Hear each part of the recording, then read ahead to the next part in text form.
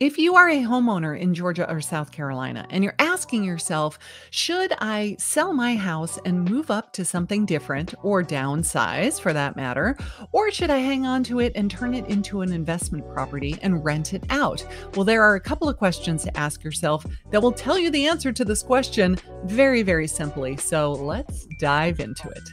So you own a home now. You've decided that for whatever reason you want to move. It's too big, it's too small, it's in the wrong area. You want to be closer to family.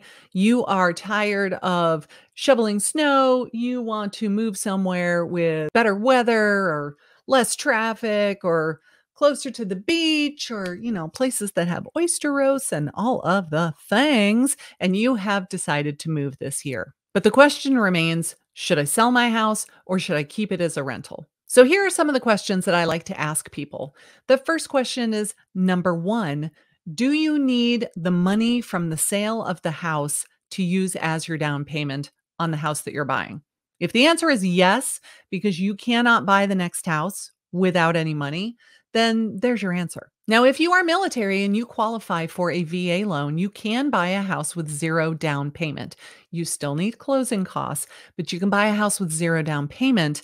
But you cannot buy a house with a VA loan if you already have a house with a VA loan, unless there's money left over in your entitlement. So if you're not sure exactly how that works, reach out to me. I will put you in touch with a lender who can explain to you exactly how much money you have left over in your VA entitlement and find out if you're able to do that. But if you just don't have a lot of money in the bank and you're not able to buy the next property without selling this one, problem solved. No need to go any further. The second question is, what have home prices done in your area historically? I did a quick Google search and found this awesome website, the Federal Reserve of St. Louis, showing historical housing prices in the state of Georgia.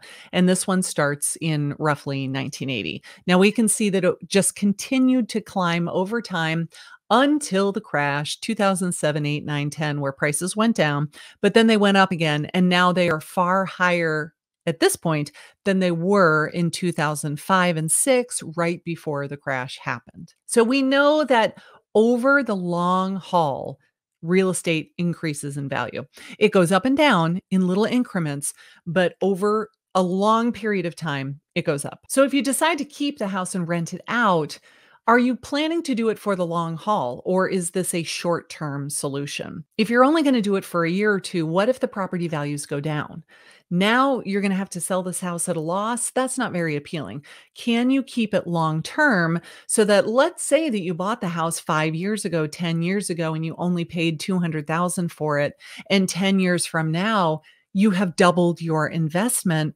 That is a very, very strong return on your investment over time. So can you plan to hang on to that property long term? Question number 3, would you be able to be a long distance property owner, or are you willing to pay a property manager?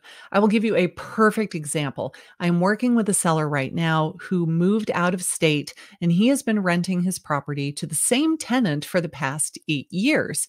Yay, landlord. Income that's regular. She pays her rent on time. She's a great tenant. All is good, right? Well, not so fast, because here's what he didn't do. He never increased the rent.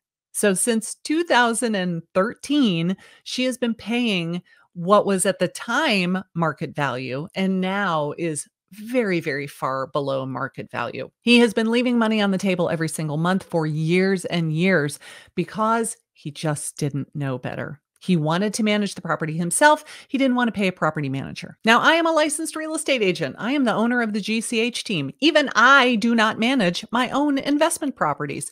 Why? Because emotions get involved. When this is the property that you own and you have somebody living in this house that you loved and you took care of for a long time, and now you're worried they're not treating it like the baby that it was for you. It's like they called your baby ugly. And when your emotions get involved, it's a lot harder to do business. So do yourself a favor, find yourself a property management company. They typically charge somewhere around 10% of the monthly rent price. And in return, They will screen the tenants. They will run the credit check. They will do the background check. They collect the rent every single month. When something breaks, they find the handyman to go over and fix it. They do all of the work and you just collect the monthly rent every single month. To me, it is absolutely worth paying the 10% to have somebody else deal with all of those headaches.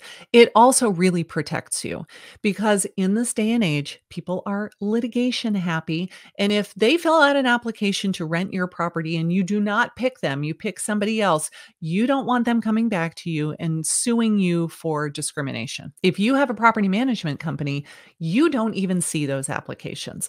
The property manager gets all of the applications. They do all of the legwork. They pick somebody. You are completely out of the loop. I don't have any idea who is living in my investment properties right now. I don't know. I don't want to know. The only thing that I care about is that their money is green and it shows up on time. So if you share that sentiment, get a property manager. If you do not share that sentiment, how are you going to do this, especially if you no longer live in town? You have to advertise the property for rent. You have to get it cleaned up between tenants. You have to screen the applicants. You have to go show them the house. People are not going to rent the house unless they've gone there and they've gone inside the house. How are you going to do this if you are not living in the area? So I would say if you are going to manage the property yourself and you do not live in the area, just don't even do it. Just say no. Don't do it. Either hire a property manager. Full disclaimer, I am not a property manager. Please do not ask me to manage your properties because the answer will be no. But I will refer you to a great property management company if you like. Question number 4, can you handle the idea of somebody else living in the property that you own? A lot of sellers are like, this house is my pride and joy. I raised my children here. I did all of these things to the house. I have it exactly the way that I want it. I love it. They are a little too emotionally attached to the house to even consider having someone else live in it if they still own the house. For some reason, they say, I'm going to sell it. It now becomes somebody else's. Of course, they're free to do whatever they want with it, whether that is remodel the kitchen and tear down the hideous wallpaper that you put in the bathrooms. Please stop putting wallpaper in bathrooms. Oh, it's never a good idea. It's just, don't do it. Say no. But if you can detach from the outcome and you can say, okay, this was the property, and now it's going to become an investment property. It is going to be a money-making machine for me. I am okay with letting other people live there. Then you might want to consider it. And last but not least, what are the monthly rents doing in the area? You need to find out if my mortgage payment is X and I charge Y, is that a positive cash flow? And it's really that simple. The idea is that if your mortgage payment is $700 a month, but you can rent it for $1,500 a month, that is a really good amount of cash flow every single month. And even if you pay somebody else to manage the property for you, you are making more than you are sending out every single month for that property. But what if your mortgage payment is $1,200 and you can only rent it for $1,300? By the time you pay the property manager and you fix things when they break, you're now coming out in the hole. And that may or may not be a good thing for you. Again, talk to your certified accountant, talk to your attorney, talk to anybody besides me. Disclaimer, I am not an accountant. I am not an attorney. I cannot give you tax advice. I cannot give you legal advice. If you want to have advice from those people, seek out professionals who will give you much better advice than what I am legally allowed to give you. I am a licensed real estate agent. I can give you my advice. I can tell you all about buying and selling houses. But if you need to know, is there a tax advantage to taking a loss every single year? You need to contact your accountant. Thank you very much. One last advantage to keeping the house as a rental property is if you bought it in the past couple of years when the interest rates were historically low, the rates have gone up considerably. I am buying an investment property myself right now. The rate is a full percentage point higher than it was just 1 year ago. If you are able to keep that house long term because you're making positive cash flow, the interest rate was a smoking deal when you got it, I encourage you to try to keep it if you at all can. Sometimes the way that we break into the investment property market is by turning our primary residence into the investment property and going and buying a new primary residence, but keeping the old one as our first rental unit. That is a way to break into the investment market. That is a way to start building wealth through real estate.